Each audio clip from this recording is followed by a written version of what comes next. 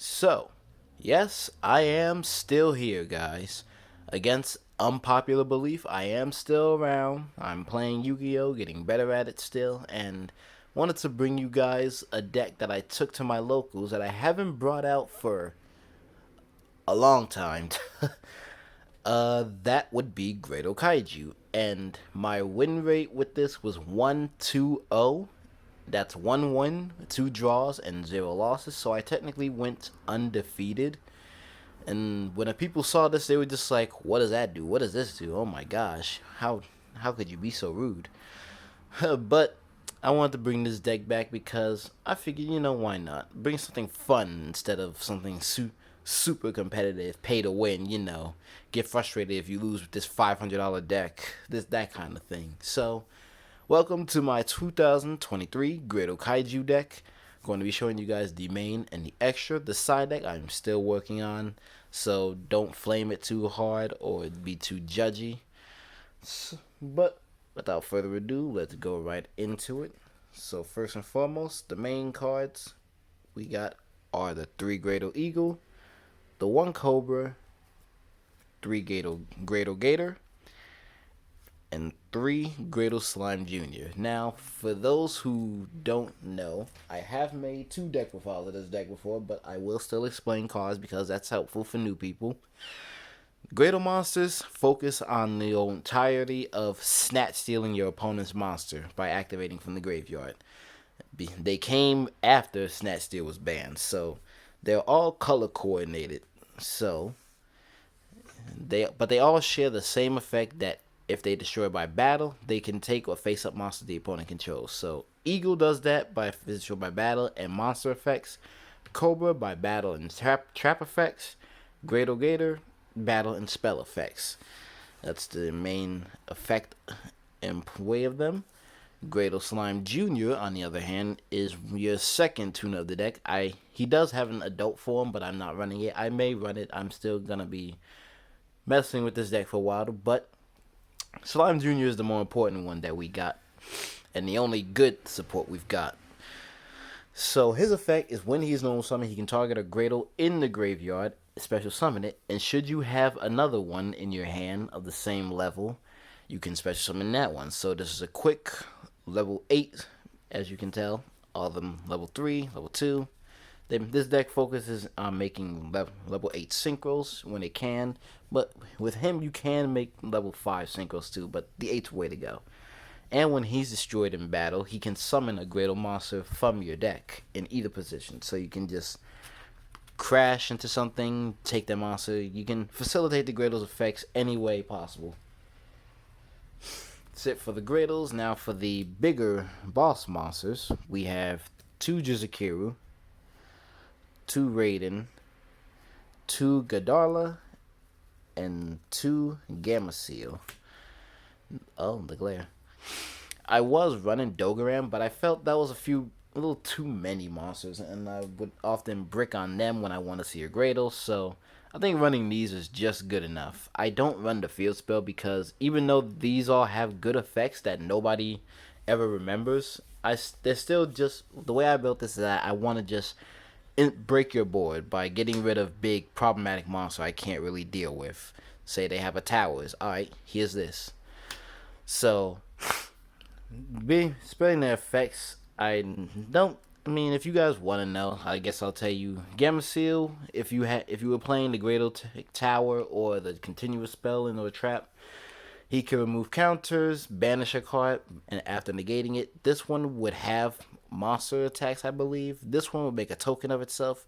This would negate targeting from anywhere. Banish, field, graveyard, anywhere. But you always want to give your opponent the weakest Kaiju and then give yourself the strongest. Obviously, that's pretty standard for Kaiju plays. And for the hand traps, you guys will actually tell me how you feel about this, but I am main decking 3 Ghost Sister and Spooky Dogwood. Now, the whole thing about Graydles is when your opponent knows what you're playing, they're going to be hesitant to really go into your monsters because, you don't want to attack something and then it's going to be stolen from you if you can't negate it. So that does mean you'll have to end up attacking yourself.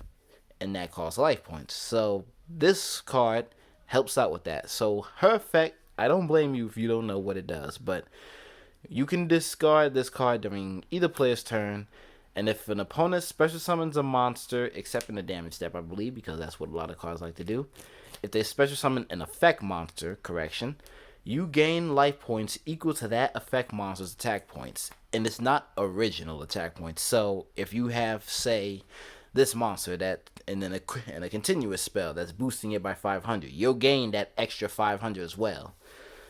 And let me tell you, when I was at my locals, this card in one of my last games got me upwards to like 22,000 plus life points. It was funny.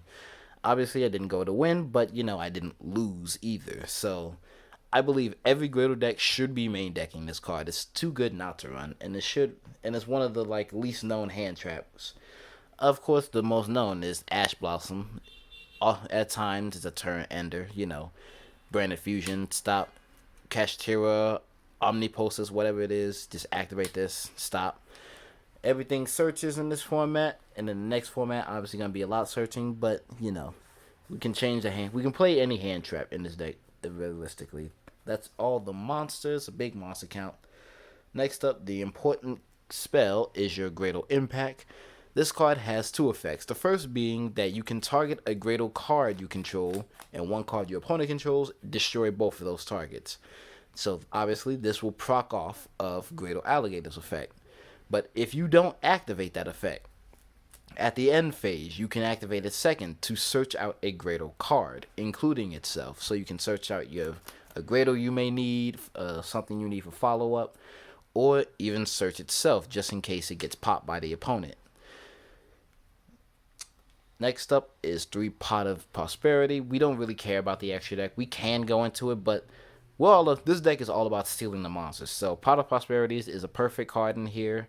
Banish 3/6, excavate that many cards, add what you want.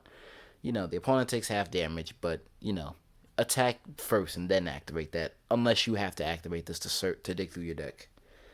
Next up, we have the 3 Interrupted Kaiju Slumber. Unfortunately, it can be Ash, but if they don't have it, destroy as many things on the field as possible and then summon the Kaiju to both sides of the field. You first, your opponent, or your opponent, then you first, give them the weakest one, same thing. And you can banish this from the graveyard to add a Kaiju back to your hand from your deck. Basically the same effect as a field spell that we're not running, so good board wipe. Next, I do for the last spell I play is Double Tactics Talent. If the opponent does activate anything, yet another Snatch Steal, Draw 2, Trap Dust Shoot the opponent. Just a good card in general. Not too many spells, but that is it for the spell lineup. Again, this deck can always change. And for the last cards, the most important one that really makes this deck go unopposed half the time is Triple Skill Drain. This deck is just like Blue Eyes. We can main this because our monster effects don't really resolve on the field. We resolve from the graveyard. So activate this. They're pretty much stuck. They can't do anything. I can do stuff. Just attack. Take your monster. Attack. And the last traps I do run is Double Torrential Tribute. I may bump it up to 3. Of course, if I increase the card count, because at this point it is a rounded 40, as I like how all my decks are. Next up, we will hit you with the extra deck. Again, all of this don't really need. It's just here for pot. But we do have the 1 Stardust. I like this artwork a lot better. He's much more cooler. We do have the Excel Synchro Stardust Dragon. My good friend Kmon put me on this idea that, if I can make this, I can summon this, summon Junior, tribute it, get Stardust back, immediately Synchro Summon into level 10, which we will go into later. But, it's a good effect. One other monster I do like here is White Aura Whale. His effect is when he Synchro Summon, you can destroy all attack position monsters. Pretty good in Link format and from any other deck that just likes to have their stuff in attack mode. Really good. A good card that everybody should have at this point in time is Crimson Blader. This is ridiculous. Just summon this. If it attacks and destroys a monster, next turn your opponent cannot summon a level 5 or higher monster. Normal, special, whatever. They can't do it. He destroys. It's a good card. You guys should pick it up. I'm telling you.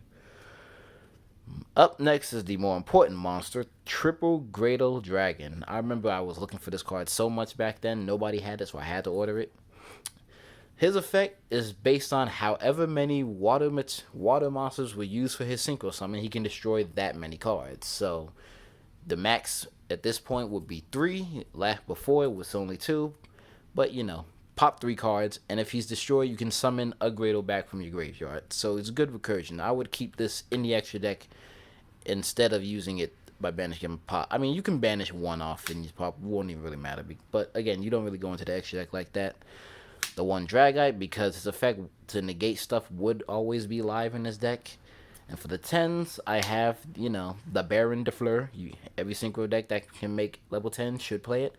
And I am playing the Ruddy Rose Dragon because it can come up at times because, we do have level 8 Kaijus and we have a level 2 Tuna. So just summon this, banish a graveyard. Any graveyard-based deck will struggle with that.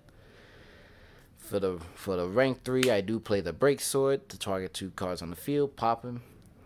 I do run the 1 Mistar board because at the end of the day, this is a water-based deck, and he can get back your water from the graveyard. Along with that, we do have Area, the Water Charmer, to steal something from the opponent's graveyard if they're running something with a water monster. And now, for these last 2 cards, you guys are going to come question me, but I do have a reason behind it. I run the Kashtira Shangri-Ira and the Arise Heart. I can't make these, obviously, but you will see what's in my extra deck for the reason of that. That's it for the extra. Now, on to the side that is still being worked on. A card that everybody should pick, another card everyone should pick up, is 3 Ghost Reaper and Winter Cherries. I have had this hand trap girl for the longest time, and it was never really relevant because, why would you run things in your deck that you can't summon or whatever? And, back then there were pretty easy answers to stuff. But in this time and age, you want to get rid of annoying cards from your opponent as much as you can, if you can. Her effect, I don't blame you again if you don't know it, but you can discard her. If your opponent has more monsters than you can discard her, reveal 1 card in your extra deck, and if your opponent has any copies of that card in their extra deck, banish all of them.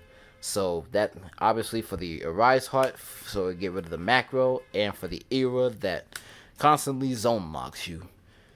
So I really believe it's a really, really good card that everybody should pick up if you haven't gotten already. The Tuna Nibiru, I probably don't really need this, but it is an interesting card because nobody's respecting it anymore. Against Kashtira, they'll always play around this. Just summon a Rise Heart, set 2, pass. But it's still a good hand trap, so I do have it in here. And it's another thing, if I make a big token, I can, steal the token. Next, I do run for the back row hate 3 Lightning Storm and the 1 Harpy Feather Duster. And then for the Omni Negate, I'll have 3 Judgment, stop everything. And to keep my graveyard safe, I do main deck the 3 Imperial Iron Wall. We gotta keep the wall up, keep our Graydles from getting banished. But that is it for my Graydle deck profile. Let me know how you guys enjoyed it. If there's any other changes you would make, anything you would add. Gonna start trying to make my deck profiles again because it's been too long and it's about time. So, I appreciate all of you guys for watching. Be sure to like if you like the video, comment down below, and subscribe. And until then, we'll catch you later.